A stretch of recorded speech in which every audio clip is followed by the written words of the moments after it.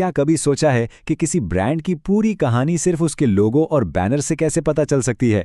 आज हम यही खोज लगाएंगे और देखेंगे कि डिज़ाइन के छोटे-छोटे फैसले मिलकर कैसे एक बहुत बड़ी पहचान बनाते हैं।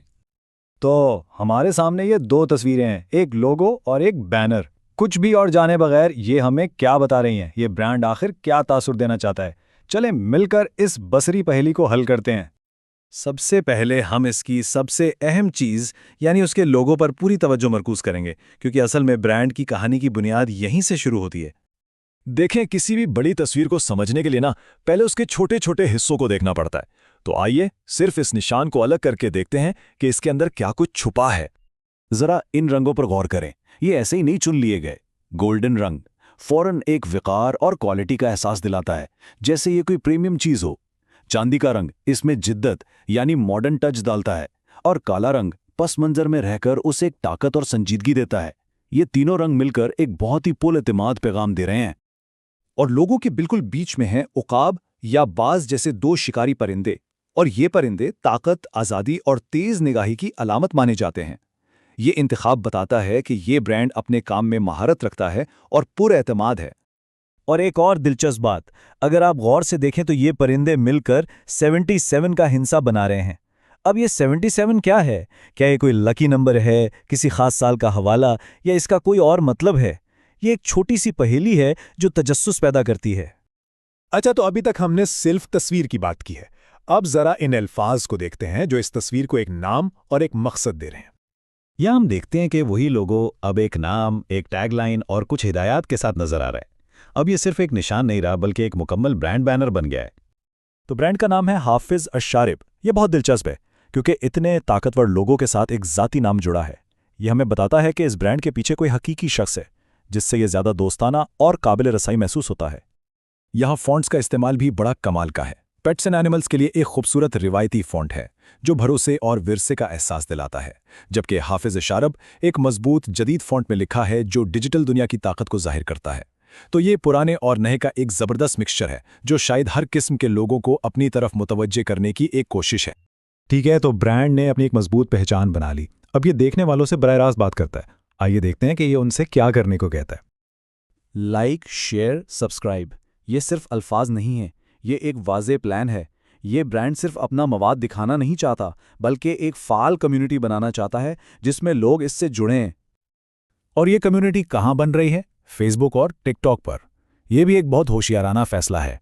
फेसबुक के जरिए वसीतर सामीन तक पहुंचा जा सकता है, जबकि टिकटॉक खास तौर पर नौजवान नस्ल को अपनी तरफ मुतवज्जे करता है। इस तरह यह ब्रांड एक ही वक्त में दो मुख्तलिफ नस्लों तक पहुंचने की कोशिश कर रहा है।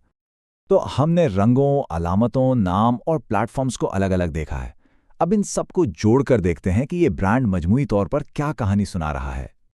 तो आखिर में कहानी ये बनती है, ये एक ऐसा ब्रांड है जो ताकतवर और ज़ाती भी है, ये रिवायती भी है और जदीद भी, और ये एक वसी कम्युनिटी बनाना चाहता है जो नौजवानों से लेकर बड़ों तक सब पर मुश्तमिल हो। हर बसीरी फैसला उसी एक शनाख्त को मजबूत करने के लिए किया गया है। और ये सारा तज्जिया हमें एक अहम सवाल पर छोड़ जाता है। हम रोज़ाना अनगिनत बसरी ब्रांड्स देखते हैं। हमारी राय का कितना हिस्सा असल मवाद देखने से पहले ही सिर्फ उनके लोगोज और बैनर को देखकर बन जाता है? ये एक सोचने वाली बात है।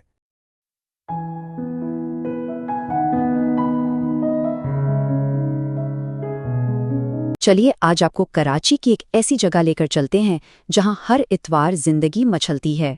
जी हां, हम बात कर रहे हैं लालू खेत के मशहूर संडे बर्ड्स मार्केट की। तो सवाल ये है कि पाकिस्तान के सबसे बड़े शहर में एक तोते की कीमत आखिर हो क्या सकती है? आइए इसी भीड़भाड़ वाले बाजार में घुसकर देखते हैं कि यहाँ परिंदों का कारोबार चलता कैसे है। सबसे पहले हम उस सेक्शन में चलते हैं जहाँ से अक्सर नए शौकीन अपने सफ़र का आगाज करते हैं, यानी छोटे चूज़ों से। ये वो बच्चे हैं जिन्हें हाथ से पालकर बड़ा किया जाता है। देखें, ये कीमत है 13,000 रुपये। और ये किसकी है? ये है 2 महीने के पहाड़ी या अलेक्जेंड्रियन तोते के बच्चे की, जो बोलने की सलाहियत की वजह से बहुत मशहूर है। तो चलिए एक छोटी सी प्राइस गाइड देख लेते हैं। कॉकटेल का बच्चा आपको मिलेगा 2,000 का, सन कॉर्नियर 14,000 तक का, और पहाड़ी जैसा कि हमने देखा 13,000 का। हाँ, ये याद रखें कि हर दुकानदार का अपना रेट होता है। एक दुकानदार कहते हैं आपके व्यूअर्स के लिए स्पेशल प्राइस दूंगा, पहाड़ी का बच्चा सिर्फ 10,000 में। इससे साफ जाहिर है कि यहाँ बार्गेनिंग जम के होती है, और अगर आप किसी चैनल का हवाला दें तो शायद कुछ और रियायत भी मिल जाए। चलें अब मार्केट में थोड़ा और आगे बढ़ते हैं। यहाँ कुछ ऐसे परिंदे भी हैं जिन्हें सिर्फ पालतू जानवर के तौर पर नहीं बल्कि कुछ खास मकासद के लिए रखा जाता है। उनमें से एक बहुत ही दिलचस्प परिंदा है चकोर। ये एक किस्म का तीतर है और जुनूबी एशिया की सकाफत में इसकी बहुत अहमियत है। तो लोग चकोर पालते क्यों हैं? पहली वजह है इसकी खूबसूरत और अलग सी आवाज़। दूसरा, लोग इसकी ब्रीडिंग कराते हैं और मुकाबलों में हिस्सा लेते हैं। और हाँ, एक और अजीबोगरीब वजह, ये माना जाता है कि चकोर घर को बुरी नज़र से बचाता है। चकोर के एक जोड़े की कीमत आमतौर पर 8,000 रुपये से शुरू होती है, लेकिन अगर परिंदा बड़ा हो और उसकी आवाज़ अच्छी हो तो कीमत 10,000 से भी ऊपर जा सकती है। और जो लोग इस शौक में बहुत आगे हैं, उनके लिए भी यहाँ चीज़ें हैं। मिसाल के तौर पर एक रेड लॉरी जो खुद खाना पीना सीख चुका हो, उसकी कीमत 35,000 रुपये तक हो सकती है।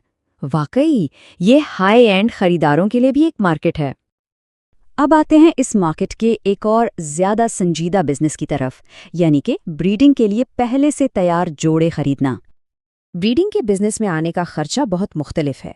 एक आम सा कॉकटेल का जोड़ा 5,000 में मिल जाता है, वहीं एक खास जापानी होगो रोमो जोड़े की कीमत 10,000 रुपये तक जा सकती है। और अगर आप संजीदा ब्रीडर हैं तो कीमतें और भी ऊपर जाती हैं। एग्जिबिशन बज्जी का जोड़ा 9,000 का, स्पैंगल रिंग नेक 35,000 का और वायलेट या ऑलिव रिंग नेक का जोड़ा पूरे 55,000 रुपये का। ये एक बहुत बड़ी सरमायाकारी है। तो आखिर इस मार्केट में कीमतों का उतार चढ़ाव होता क्यों है? इसके पीछे की माशियात क्या है? आइए जरा इस पर भी नजर डालते हैं। एक दुकानदार बताते हैं, पहले मार्केट यहाँ से बंद कर दी गई थी, लेकिन अब हम रेलवे क्रॉसिंग पर वापस आ गए हैं और लोग भी वापस आ रहे हैं। मतलब सबसे बड़ा मसला तो इस मार्केट के मुस्तकिल ना होने का था, जिससे काम पर असर पड़ा। यहाँ की कीमतों पर असर डालने वाली एक सबसे बड़ी चीज़ है बैनुल-अक़वामी एक्सपोर्ट मार्केट। एक दुकानदार ने बताया कि जब बाहर के मुल्कों में परिंदों की डिमांड बढ़ती है और एक्सपोर्ट शुरू होता है तो मकामी मार्केट में चूज़ों की कमी हो जाती है और कीमतें फ़ौरन ऊपर चली जाती हैं। तो देखिए, कई चीज़ें हैं जो कीमतों पर असरअंदाज होती हैं। एक्सपोर्ट की डिमांड और उसकी लॉजिस्टिक्स, मौसम, खासकर सर्दियों का, मार्केट का मुस्तकिल न होना और कभी-कभी अचानक से सप्लाई का बढ़ जाना। उसकी एक बेहतरीन मिसाल बजीज़ की कीमत है। कुछ अर्सा पहले उनकी कीमतें आसमान पर थीं, लेकिन फिर एक शिपमेंट में देरी की वजह से मकामी मार्केट में इतने बजीज़ आ गए कि कीमतें फिर से नीचे आ गईं। और इस आलमी डिमांड का असर नायाब और महंगे चूज़ों की कीमतों में साफ दिखता है। ग्रे पैरट 1,40,000, कॉकटो 2,40,000 और मकाओ 3,40,000। ये कीमतें बताती हैं कि कराची की ये छोटी सी मार्केट आलमी रुझानात से कितनी जुड़ी हुई है। तो लालूखेत की ये मार्केट सिर्फ परिंदे खरीदने की जगह नहीं है, ये सकाफत, कम्युनिटी और तिजारत का एक मरकज़ है। तो इस तरह का एक चलता फिरता गैर रस्मी बाजार किसी शहर की सकाफत और उसकी दुनिया से राब्ते के बारे में क्या बताता है? ये एक बहुत दिलचस्प मंजर है, जहाँ रिवायत, शौक और आलमी माईशत हर इतवार को एक ही गली में जमा हो जाते हैं।